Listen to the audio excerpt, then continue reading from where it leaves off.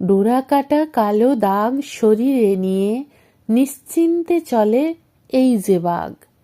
চিড়িয়াখানার এই জায়গাটাতে আছে তবু একটু সবুজের দাগ।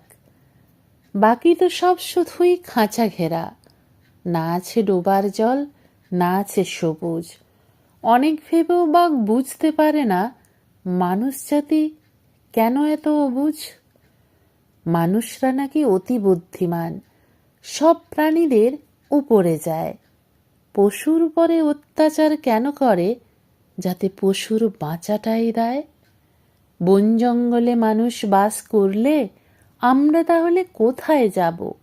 খাঁচার ভিতরে এভাবে পুরে রাখলে বাঁচার সুখ বলো কি করে পাবো? খাঁচার ভিতরে পচা গলা মাংসতে আমাদের কি বলো আর পেট ভরে? তোমরা হলে সব মানুষ জাতি, আমাদের কষ্ট বুঝবে কেমন করে?